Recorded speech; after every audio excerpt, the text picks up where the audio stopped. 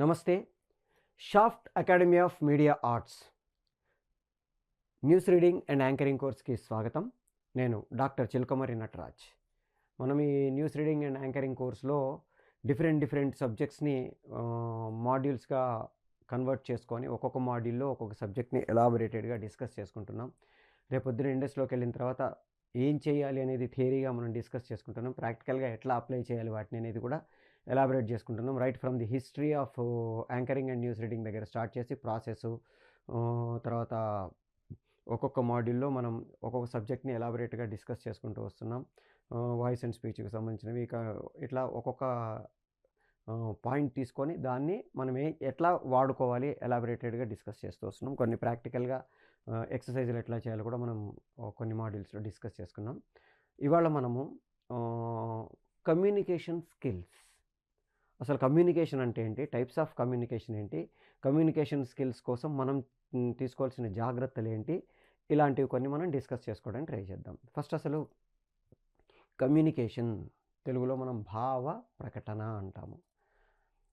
Any presentation, మనం ఒక anchoring కావచ్చు, న్యూస్ రీడింగ్ కావచ్చు, వాట్ ఎవర్ ఇట్ ఈస్, మనల్ని మనం ప్రజెంట్ చేసుకునే ప్రాసెస్లో, కమ్యూనికేట్ చేసే ప్రాసెస్లో, అంటే మన భావాన్ని ప్రకటించే ప్రాసెస్లో మనం ఏమనుకుంటున్నామో దాన్ని ఎదుటివాడికి అర్థమయ్యేలా చేయడం. వాళ్ళు మనతో ఒప్పుకున్నారా ఒప్పుకోలేదా అనేది సెకండరీ. ముందు అసలు వాళ్ళకి మనం చెప్పేది అర్థమవుతుందా కావట్లేదా అనేట్టుగా మనం అనుకున్న భావాన్ని వాళ్ళకి అర్థమయ్యేటట్టుగా చేయడమే భావ ప్రకటన అంటాం. Communication, whatever we are thinking in our mind, whatever we want to express to the other person or somebody else, దాన్ని మనం కరెక్ట్గా క్లియర్గా అర్థమయ్యేటట్టుగా చేయడం. Understanding the concept whatever we want to explain is communication. Communicate అంటే అర్థం చేసుకునేటట్టుగా చేయడం. So communication అనేది మనకి అనాదిగా భాష పుట్టకముందు నుంచి కూడా ఉంది. భాష పుట్టకముందుకు మనకి బాడీతో కమ్యూనికేట్ చేసేవాళ్ళు, సౌండ్స్తో కమ్యూనికేట్ చేసేవాళ్ళు, సైగలతో కమ్యూనికేట్ చేసేవాళ్ళు, రకరకాలుగా ఎక్స్ప్రెస్ చేయడానికి ట్రై చేసేవాళ్ళు. అక్కడి నుంచి వాళ్ళ భావాన్ని బొమ్మలు వేయడం మొదలెట్టారు. ఆ బొమ్మలు మనకి ఇప్పటికీ పాతకాలపు పురావస్తు తవ్వకాల్లో మనకి గోడల మీద కుడ్య చిత్రాలు అంటాం, వాటి ద్వారా వేయడానికి ట్రై చేశారు. ఆ దాంట్లో నుంచి చిత్రలిపి పుట్టింది. చిత్రలిపిలో నుంచి మనం ఇప్పుడు ఏదైతే చూస్తున్నామో ఆ లిపి పుట్టింది. ప్రతి దీనికి కొన్ని సౌండ్స్ ఫిక్స్ చేసుకొని ఆ సౌండ్స్తో వాటిని పిలవడం మొదలెట్టి వాటిని పదాలుగా, అక్షరాలుగా, భావాలుగా, వాక్యాలుగా మార్చుకోవడం జరిగింది. ఆ తర్వాత మనం ఇంతకుముందు ఒక మాడ్యూల్లో మాట్లాడుకున్నట్టు బేసిక్ లాంగ్వేజెస్ డెవలప్ అయ్యాయి. సంస్కృతము, పర్షియను, లాటిను, ఇట్లా మండారియన్, ఇట్లా కొన్ని బేసిక్ లాంగ్వేజెస్ వచ్చాయి. ఆ తర్వాత ఆ లాంగ్వేజెస్ మిక్స్ అయిపోయి వాటి కలయికల వల్ల కొత్త లాంగ్వేజెస్ పుడుతూ వచ్చాయి. Inter cross process of the కల్చర్లో కొత్త లాంగ్వేజెస్ పుట్టుకుంటూ వచ్చాయి. ఇప్పుడు ఉదాహరణకి సంస్కృత భాష, ద్రవిడియన్ భాషలు కలిసి కొత్త లాంగ్వేజెస్. ఇప్పుడు తెలుగు ఉంది. Telugu is the combination of Sanskrit and the Dravidian. ద్రవిడ భాషల కుటుంబానికి చెందిందైనా తెలుగు, సంస్కృతం యొక్క ప్రభావం ఎక్కువగా ఉంటుంది తెలుగు మీద. మీకు తమిళు, కన్నడ, మలయాళ 3 భాషలు, తెలుగుతో కలిపి 4 భాషలు మేజర్గా, సింహళి, ఇట్లాంటి కొన్ని భాషలు, ఇవన్నీ కూడా ద్రావిడ భాషలు అంటాము. ఈ ద్రావిడ భాషలన్నిటిలోకి Telugu more impacted by the Sanskrit. Samskritam యొక్క 2 భాషలు కలిసి తెలుగు పుట్టింది. ఇది ఎక్కువ సంస్కృతం తాలూకు ప్రభావం ఎక్కువ ఉంటుంది మన భాషలో. దాదాపుగా 80% సంస్కృత పదాలు ఉంటే మిగిలిన 20% ద్రావిడ పదాలు ఉంటాయి. ఆ రెండింటి కలయికకు వచ్చిన కొత్త పదాలు అవి మనకి ఈ భాషని డెవలప్ చేసుకుంటూ వచ్చాయి. అట్లా ప్రపంచంలో రకరకాల ప్లేసెస్లో కమ్యూనికేషన్ డెవలప్ అవ్వకుంటూ వచ్చింది. అయితే మోడర్న్ కమ్యూనికేషన్స్ని మనం ఎనలైజ్ చేస్తే ఈ టోటల్గా కమ్యూనికేషన్ అనేది కొన్ని రకాలుగా ఉంటుంది అని డివైడ్ చేశారు. దాని గురించి మనం ఇప్పుడు డిస్కస్ చేసుకుందాం. ఫస్ట్ అసలు కమ్యూనికేషన్ అనేది types of communication.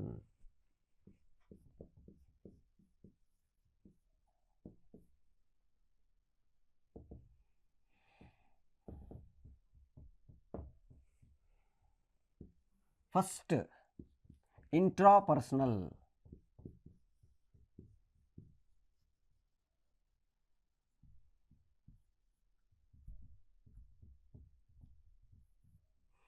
Intra personal. ఒక వ్యక్తి తనకు తాను కమ్యూనికేట్ చేసుకుంటే దాన్ని మనం ఇంట్రా పర్సనల్ కమ్యూనికేషన్ అంటాము. మనం పొద్దున్న లేచినప్పటి నుంచి రాత్రి పడుకునే వరకు మనకి మనం మాట్లాడుకునేవి. ఇప్పుడు వెళ్ళాలా వద్దా? వెళ్తే వాళ్ళు ఉంటారా ఉండరా? ఇది నాకు నేను మాట్లాడుకుంటున్నాను. నాకు నేను కమ్యూనికేట్ చేసుకుంటున్నాను. ఈ పని చేయాలా వద్దా? చేస్తే బెనిఫిట్ ఏంటి? లాస్ ఏంటి? ఎక్కడికి వెళ్ళంలే, ఎందుకు, తిందాము, వాటెవర్, అబ్బా ఆకలి అవుతుందే. ఏదైతే నాకు నేను మాట్లాడుకుంటున్నానో దాన్ని మనం ఇంట్రా పర్సనల్ కమ్యూనికేషన్ అంటాము. ప్రతి మనిషి తనతో తాను, తనకు సంబంధించి తాను 2 ఉంటాయి. మోడర్న్ కమ్యూనికేషన్ ఎక్స్పర్ట్స్ చెప్పేది ఏంటంటే, మహా అయితే ఒక 7 నిమిషాలు తన గురించి తాను ఆలోచిస్తాడంటాడు. అంటే తన గురించి తాను ఆలోచించడం ఇన్ ద సెన్స్ తనతో తాను కమ్యూనికేట్ చేసుకుంటూ నేనేంటి, నేనేం చేస్తున్నాను, నేనేం చెయ్యాలి అని ఆలోచించేది తన గురించి తాను. తనతో తాను దాదాపుగా ఒక 3-4 గంటల రోజులో మాట్లాడుకునే అవకాశాలు ఉంటాయి. బస్ ఎక్కిన దగ్గర నుంచి, పడుకున్న దగ్గర నుంచి అన్నీ. అయితే ఈ ప్రాసెస్లో ఇంట్రా పర్సనల్ కమ్యూనికేషన్లో మనకి మనల్ని మనం కమ్యూనికేట్ చేసుకుంటున్నాము. మన భావాల్ని మనల్ని మనం క్వశ్చన్ వేసుకుంటాము, ఆన్సర్ చేసుకుంటాము, ఎనలైజ్ చేసుకుంటామా, ఏం చేస్తామనేది మనకు సంబంధించిన కమ్యూనికేషన్. Second, interpersonal.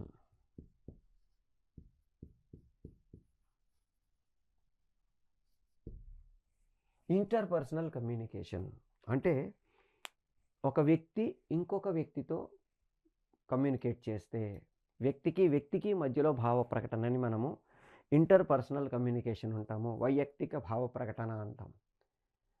అంతర్గత భావ ప్రకటన, వైయక్తిక భావ ప్రకటన అంటాం. అంటే వ్యక్తికి మధ్యలో నేను ఇంకొకళ్ళతో కమ్యూనికేట్ చేస్తున్నాను. ఇప్పుడు మీరు ఒకళ్ళు ఉన్నారు, మీతో నేను కమ్యూనికేట్ చేస్తున్నాను. సుబ్బారావ, వెంకట్రావ, రవ్య, కిరణ, రమేష, హూ ఎవర్, మీరు ఎవరైతే ఈ కోర్సు నేర్చుకుంటున్నారో వాళ్ళు ఇండివిజువల్గా వాళ్ళతో నేను కమ్యూనికేట్ అవుతున్నాను. క్లాస్ తీసుకుంటే డిఫరెంట్, బట్ మీరు ఇండివిజువల్గా మీరు ఒక్కళ్ళే కూర్చొని చూస్తున్నారు కాబట్టి, మీరు ఒక్కళ్ళే నేర్చుకోవడానికి ట్రై చేస్తున్నారు కాబట్టి దిస్ ఈజ్ ఇంటర్పర్సనల్ కమ్యూనికేషన్. ఒక వ్యక్తి ఇంకో వ్యక్తితో తన భావాన్ని ప్రకటిస్తే, తను అనుకున్నది చెప్పడానికి ప్రయత్నం చేస్తే దాన్ని మనం ఇంటర్పర్సనల్ కమ్యూనికేషన్ అని అంటాము. మూడవది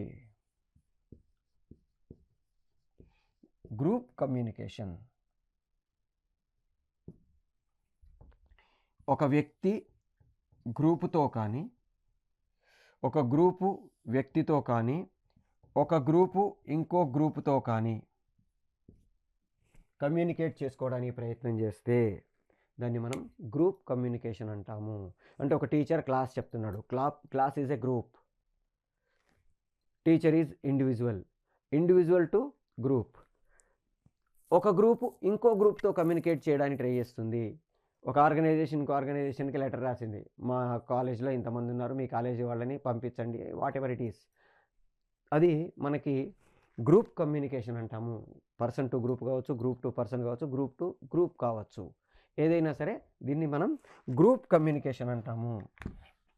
next, last but not the least, మనకు అవసరమైన మేజర్ ఇంపార్టెంట్ అది 4, మాస్ కమ్యూనికేషన్. మాస్ అంటే huge group of people who shares the common ideas and common benefits అంటాము. అలెన్ డెండస్ అని మనకి ఈ కమ్యూనికేషన్ స్కిల్స్కి సంబంధించి మాట్లాడిన వాళ్ళలో ఆయన ఒకళ్ళు. వాళ్ళు ఈ కమ్యూనికేషన్ గురించి మాట్లాడుతూ పర్టికులర్గా మాస్ అనే పదాన్ని నిర్వచించే ప్రాసెస్లో వాళ్ళు చెప్పిందంటే, ఒక group of people who shares the common ideas and common problems. వాళ్ళలో common problems, common ideas, common వీటిని షేర్ చేసుకునే వాళ్ళు, ఆలోచించేవాళ్ళు, వాళ్ళని మనం మాస్ అంటారు. సో ఇక్కడ మనకి మాస్ కమ్యూనికేషన్ అనేది ఇప్పుడు మనం ఏదైతే మనం నేర్చుకుంటున్నామో అది ఈ మాస్ కమ్యూనికేషన్కి సంబంధించింది. దీంట్లో మనకి రేడియో కావచ్చు, టీవీ కావచ్చు, తర్వాత థియేటర్ కావచ్చు, ఫిలిం కావచ్చు, ఛానల్స్ కావచ్చు, శాటిలైట్, ఇవన్నీ కూడా మాస్ కమ్యూనికేషనల్ ఎలిమెంట్స్. సో ఇక్కడ మిగతా కమ్యూనికేషన్స్కి మాస్ కమ్యూనికేషన్కి చిన్న తేడా ఉంటుంది. మిగతా కమ్యూనికేషన్లో ఒక person to person, intra personal, person first with in the person అయితే నాకు కన్ఫ్యూజన్స్ కానీ నాకు క్లారిటీస్ కానీ నాకే సంబంధించినవి నేను వాటిని నాతో నేను షేర్ చేసుకుంటున్నాను కాబట్టి ప్రాబ్లమ్స్ లేవు. సెకండ్ది వచ్చేసరికి వ్యక్తికి మధ్యలో కమ్యూనికేషన్, ఏదైనా కమ్యూనికేషన్స్ వస్తే సాల్వ్ చేసుకోవడానికి అక్కడ స్పాట్లో మనకి రియాక్షన్స్ ఉంటాయి కాబట్టి చేసుకుంటాము. ఈవెన్ గ్రూప్ కూడా గ్రూప్ టు గ్రూపు కమ్యూనికేట్ చేస్తున్నాం కాబట్టి ఆ కమ్యూనికేషన్లో కూడా మనకి కామన్ ఎలిమెంట్స్ని మనం చెక్ చేసుకొని కంటిన్యూ చేస్తాము. బట్ మాస్ కమ్యూనికేషన్కి వచ్చేసరికి ఇది ఒక ప్రాసెస్ ఆఫ్ కమ్యూనికేషన్ సిస్టమ్. దీని గురించి ఇప్పుడు మనం కొంచెం ఎలాబరేటెడ్గా డిస్కస్ చేసుకొని దాని తర్వాత ముందుకెళ్దాం.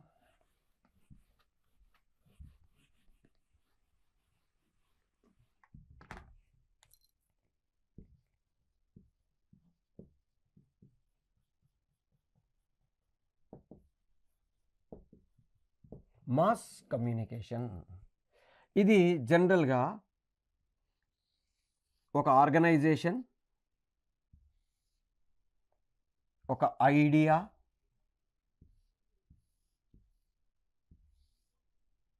ఒక ఛానల్ ఆర్ మీడియం,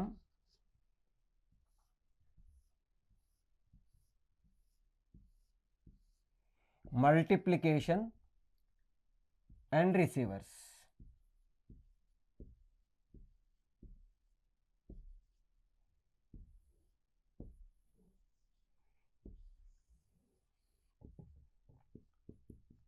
ఫీడ్బ్యాక్.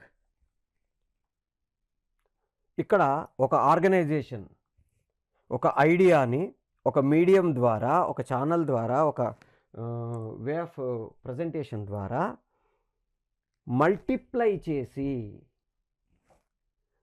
రిసీవర్స్కి అందజేస్తుంది. ఇక్కడ మాస్ కమ్యూనికేషన్లో ఈ మల్టిప్లికేషన్ ఏదైతే ఉందో అది ఇంపార్టెంట్ ఎలిమెంటు. ఉదాహరణకి రేడియో. మా ఇంట్లో రేడియోలో ఒక న్యూసు, మీ ఇంట్లో రేడియోలో ఒక న్యూసు రావు. మా ఇంట్లో రేడియోలో ఏ న్యూస్ వస్తుందో మీ ఇంట్లో రేడియోలో కూడా అదే న్యూస్ వస్తుంది. దాన్ని మల్టిప్లై చేసి సేమ్ న్యూస్ని మనం స్ప్రెడ్ చేస్తున్నాము, సేమ్ ఇన్ఫర్మేషన్ని స్ప్రెడ్ చేయడానికి ట్రై చేస్తున్నాము. అక్కడ మనము ఆ మల్టిప్లికేషన్ కోసం మనం ఒక మీడియంని యూస్ చేస్తున్నాము. అది న్యూస్ పేపర్ కావచ్చు, టెలివిజన్ కావచ్చు, రేడియో కావచ్చు, థియేటర్ కావచ్చు, ఫోక్ కావచ్చు, వాట్ ఎవర్ ఇట్ ఈజ్. ఈ ఐడియా సేమ్, మీడియం ద్వారా దాన్ని మల్టిప్లై చేస్తున్నాం. న్యూస్ పేపర్, మా ఇంటికి న్యూస్ పేపర్ వస్తుంది, మీ ఇంటికి న్యూస్ పేపర్ వస్తుంది. మా ఇంటికి వచ్చే న్యూస్ పేపర్లో ఏ వార్త ఉంటుందో మీ ఇంటికి వచ్చే న్యూస్ పేపర్లో అదే వార్త ఉంటుంది. అయితే అప్పుడు కండిషన్స్ కొన్ని చిన్న చిన్న మార్పులు ఉంటాయి. ఉదాహరణకి మా ఇంట్లో టీవీలో ఈటీవీ వస్తుందంటే మీ ఇంట్లో మా టీవీ వస్తుంది కదా అనొచ్చు. నేను ఏది కావాలనుకుంటే అది, వాళ్ళు ఏది ఇవ్వాలనుకుంటే అది, ఇద్దరి మధ్యలో ఉండే ఆ ఒప్పందాన్ని బట్టి మనకి ఏది రీచ్ కావాలి అనేది మారుతుంటుంది. ఉదాహరణకి నేను హైదరాబాద్లో ఉన్నాను లేదా నేను కరీంనగర్లో ఉన్నాను. హైదరాబాద్లో ఉండే వాళ్ళకి రీచ్ అయ్యే న్యూస్ పేపర్, కరీంనగర్లో ఉండే వాళ్ళకి రీచ్ అయ్యే న్యూస్ పేపర్ మధ్యలో చిన్న వ్యత్యాసం ఉంటుంది. హైదరాబాద్లో కూడా ఖైరతాబాద్ ఏరియాలో ఉండే వాళ్ళకి, కూకట్పల్లిలో ఉండే వాళ్ళకి లేదా దిల్సుఖ్ నగర్లో ఉండే వాళ్ళకి లోకల్ న్యూస్ ఏదైతే ఉందో అది విడివిడిగా వస్తుంది. ఇంతకుముందు హెడ్ క్వార్టర్స్ ఒక హైదరాబాదో, ఒక విజయవాడో, లేకపోతే ఒక బాంబేనో, ఒక ఢిల్లీయో అలాంటి ప్లేస్లో స్టార్ట్ అయిన న్యూస్ పేపర్ మొత్తం భారతదేశంలో ఎక్కడికి వెళ్ళినా, ప్రపంచంలో ఎక్కడికి వెళ్ళినా న్యూస్లో చేంజెస్ ఉండేవి కాదు, సేమ్. దాని తర్వాత న్యూస్లో ఛాలెంజెస్ పెరిగి, కాంపిటీషన్స్ పెరిగి, ఎవరికి వాళ్ళు ప్రత్యేకంగా మనం ఇది చేయాలి, మనం అడిషనల్గా చేయాలి అనే ప్రాసెస్లో వచ్చిన కొత్త ఆలోచన ఏంటంటే ఫస్ట్ స్టార్ట్ చేసింది ఈనాడు రామోజీరావు గారు. అడిషనల్ అంటే మెయిన్ న్యూస్ పేపర్కి సపోర్టింగ్గా ఒక అడిషనల్ న్యూస్ పేపర్ దీన్ని పబ్లిష్ చేసి లోకల్ న్యూస్, ఆ ఏరియాకు సంబంధించిన న్యూస్ని ఆ పర్టికులర్ ఏరియాకి పంపిస్తే చాలు, వేరే వాళ్ళకి అక్కర్లేనివి. ఇప్పుడు ఉదాహరణకి ఖైరతాబాదులో ఒక చిన్న మురికి గుంట, ఆ గుంటకు రిపేర్లు చేయట్లేదు అనే న్యూస్. ఎక్కడో ఖైరతాబాద్లో ఉండే మురికి గుంటె న్యూస్ రిపేర్ గురించి ఢిల్లీలో ఉండే వాళ్ళకి అవసరం లేదు. ఢిల్లీలో ఉండే ఇంకోటేదో రోడ్డు ప్రాబ్లం గురించి కేరళలో ఉండే వాళ్ళకి అవసరం లేదు. ఎక్కడో తమిళనాడులో ఉండే ప్రాబ్లం గురించి గుజరాత్లో ఉండేవాడికి అవసరం లేదు అని భావించినప్పుడు ఆయన ట్యాబ్లోస్ అంటాం వీటిని, అడిషనల్గా ఒక తోక పేపర్ని ఆయన యాడ్ చేసి ఏ ఏ ఏరియాలో ఉంటే ఆ ఏరియాల వాళ్ళకి దాన్ని విడిగా పంపడం మొదలెట్టారు. ఆ తర్వాత నుంచి ఆ ట్యాబ్లో లేకపోయినా, ఆ అడిషనల్ పాయింట్ లేకపోయినా పేజెస్లో front page, second page, third page, fourth page, fifth page ఆ పేజెస్ని అడ్జస్ట్ చేసే ప్రాసెస్లో ఆల్మోస్ట్ అన్ని పేపర్స్ కూడా రీజనల్ ఆర్ లోకల్ న్యూస్ని మార్చి పబ్లిష్ చేయడం మొదలెట్టాయి. అంటే ఇప్పుడు ఉదాహరణకి ఖైరతాబాద్ ఎడిషన్కి వెళ్ళే ఆ ఏరియాకి వెళ్ళే న్యూస్ పేపర్స్లో ఖైరతాబాద్ ఎడిషన్కు సంబంధించిన వార్తలు మాత్రమే వస్తాయి. దిల్సుఖ్ నగర్ ఏరియాకి వెళ్ళే పేపర్లో థర్డ్ పేజో ఫోర్త్ పేజీలో ఆ ఏరియాకు సంబంధించిన న్యూస్ వస్తాయి. నేను రవీంద్ర భారతిలో ఒక నాటకం చేశాను, నేను ఉండేది మోతీనగర్లో అనుకోండి. నేను నెక్స్ట్ డే పేపర్లో నేను పర్ఫార్మెన్స్ చేసిన న్యూస్ కోసం నేను చెక్ చేసుకుంటే ఉండకపోవచ్చు. కారణం ఏంటి అంటే రవీంద్ర భారతి ఏరియాలో ఉండే వాళ్ళకు మాత్రమే అది రీచ్ అవుతుంది. అంటే అందరికీ రీచ్ కావాలి అంటే public interest of the public range ఉంటే ఆ న్యూస్కి జనరల్ న్యూస్లోకి వెళ్తుంది, లేదంటే లోకల్ న్యూస్లోకి వెళ్తుంది. సో ఏది లోకల్కి వెళ్ళాలి, ఏది జనరల్కి వెళ్ళాలి అనేది మళ్ళీ ఎడిటర్స్ కూర్చుంటారు, డెస్క్ ఇన్ఛార్జీలు కూర్చుంటారు, వాళ్ళు సెట్ చేసుకుంటారు, న్యూస్ని పంపిస్తారు. సో అట్లా చేంజ్ ఓవర్స్ ఉంటాయి తప్ప మేజర్ ఐడియా ఏదైతే ఉందో అది మారకుండా రిసీవర్స్ అందరికీ చేరుతుంది. ఇక్కడ చాలా ఇంపార్టెంట్ ఏంటంటే ఈ మాస్ కమ్యూనికేషన్లో, పర్టికులర్గా మనం మాస్ కమ్యూనికేషన్లో పనిచేయాలనుకుంటున్నాం ఇది కాబట్టి, ఈ మాస్ కమ్యూనికేషన్లో ఐడియా ఏదైతే ఉందో it should be clear, it should be specific, it should be straight. చెప్పదలుచుకున్న పాయింట్ స్ట్రైట్గా ఉండాలి, స్పెసిఫిక్గా ఉండాలి, క్లియర్గా ఉండాలి. ఈ 3 లక్షణాలు మనము ఏదైతే కమ్యూనికేట్ చేద్దాం అనుకుంటున్నామో దానికి యాడ్ చేయవలెను, సిఎస్ఎస్ అంటాము. సో ఇవి లేకపోతే ఏమవుతుంది అంటే ప్రేక్షకుడికి థియేటర్లో కానీ లేకపోతే ఇండివిజువల్లో కానీ మనం అక్కడికక్కడ క్లారిఫై చేసుకునే అవకాశం ఉంటుంది. కానీ ఇది ఒకసారి రీచ్ అయిపోయిన తర్వాత దాన్ని మనం క్లారిఫికేషన్స్ ఇవ్వాలంటే మళ్ళీ నెక్స్ట్ డే పేపర్లో నిన్న రాసిన వార్త తప్పండి, ఇలా జరిగింది అని కొన్నిసార్లు మనం సవరింపులు వస్తూ ఉంటాయి. ఫలానా వాళ్ళు ఎవరో చనిపోయారో న్యూస్ వేసేస్తారు. నెక్స్ట్ డే క్షమించాలి, నిన్న వారు చనిపోలేదు, అనారోగ్య పరిస్థితుల్లో హాస్పిటల్కి చేరారు, కానీ న్యూస్ పేపర్ ఆల్రెడీ వచ్చేసింది, ప్రింట్ చేసేసాం, పంపించేసాం. టెలివిజన్ అనుకోండి 2 నిమిషాల తర్వాత క్షమించాలని చెప్పొచ్చు, ఎందుకని అది కంటిన్యూగా త్రూ అవుట్ డే నడుస్తూ ఉంటుంది కాబట్టి. కానీ అప్పటికి ఆ డ్యామేజ్ ఏదైతే ఉందో ఆ న్యూస్ ఛానల్కు సంబంధించిన డ్యామేజ్ జరిగిపోతుంది. ఆ న్యూస్ ఛానల్ తాలూకు విశ్వసనీయత అంటాం, ఆ క్రెడిబిలిటీ తగ్గే అవకాశాలు ఉంటాయి.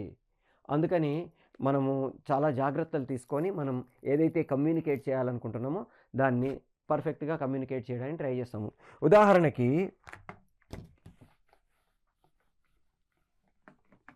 98-99 ఆ ప్రాంతంలో అమెరికాలో ఒక సర్వే చేశారు. ఆ సర్వేలో తేలింది ఏంటయ్యా అంటే దాదాపుగా 97% of the beer producing in United States of America consuming by 12 to 16 years old age group 12 నుంచి 16 సంవత్సరాల పిల్లలు తయారవుతున్న బీర్లో 97% బీర్ని తాగేస్తున్నారు. అమెరికా ఒకసారి షాక్. ఎందుకంటే ఈ ఏజ్ గ్రూప్ పర్టికులర్గా 12 to 16 years age group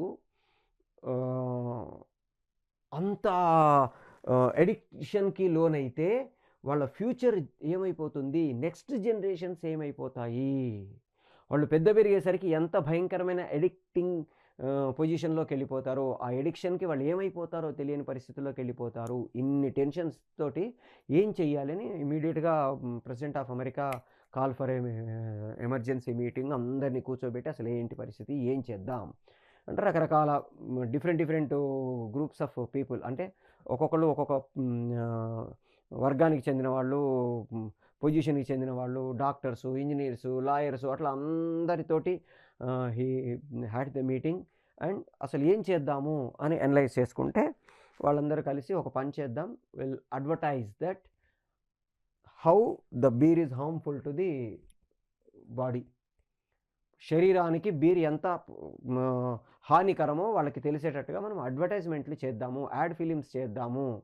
very good. మరెవరు అప్పటికి అమెరికాలో మంచి పేరున్న డైరెక్టర్స్ ఎవరున్నారు, రైటర్స్ ఎవరున్నారు, యాక్టర్స్ ఎవరున్నారు, వీళ్ళందరినీ కూర్చోబెట్టి they made A committee and వాళ్ళకు అప్పచెప్పారు. ఆ మేధావులందరూ కలిసి కూర్చొని వాళ్ళు ఒక షార్ట్ ఫిల్మ్ని ఫైనలైజ్ చేసి దాన్ని షూట్ చేసి ప్రెసిడెంట్ ఆఫ్ అమెరికాకు చూపించారు. ఏంటది? ఒక 2 గ్లాసులు ఉంటాయి.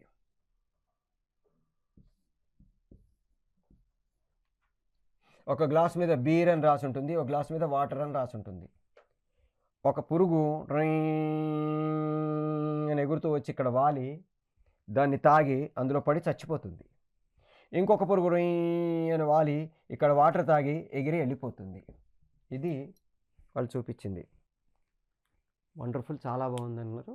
ప్రెసిడెంట్ ఆఫ్ అమెరికాకు చూపించారు. ఇట్స్ నైస్, బాగా వండర్ఫుల్గా కమ్యూనికేట్ అవుతుందన్నారు. దీన్ని మనం పబ్లిష్ చేద్దాం అని సంతకం పెట్టబోతూ ఆగి, లెట్స్ డూ వన్ థింగ్, ఒక పని చేయండి, ర్యాండమ్గా పిక్ 2 చైల్డ్, ఒక 2 చిల్డ్రన్ని ఒక్కొక్క స్టేట్ నుంచి, న్యూజెర్సీ నుంచి, వర్జీనియా నుంచి, అట్లా రకరకాల ప్లేసెస్ నుంచి ఇద్దరిద్దరు పిల్లల్ని, ఆ ఏజ్ గ్రూప్ వాళ్ళని పిక్ చేయండి.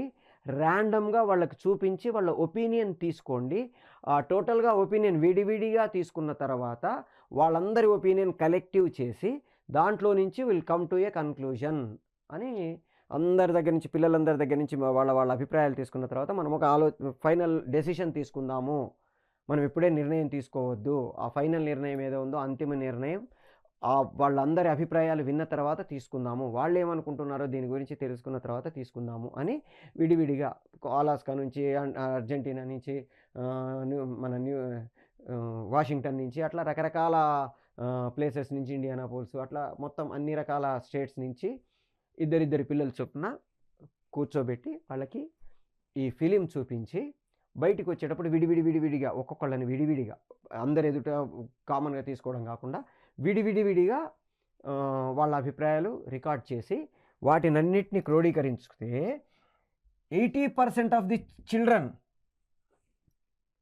ఏమన్నారంటే, బీరు కడుపులో ఉండే పురుగుల్ని చంపేస్తుంది కాబట్టి ఆరోగ్యానికి మంచిది, వాటరు కడుపులో ఉండే పురుగుల్ని కానీ ఉండే పురుగుల్ని ఏం చంపదు కాబట్టి అది ఆరోగ్యానికి మంచిది కాదు, బీరు తాగడం వల్ల కడుపులో ఉండే పురుగులన్నీ చచ్చిపోతాయి, ఆరోగ్యానికి ఇంకా మంచిది అన్నారు. దెబ్బకు షాక్.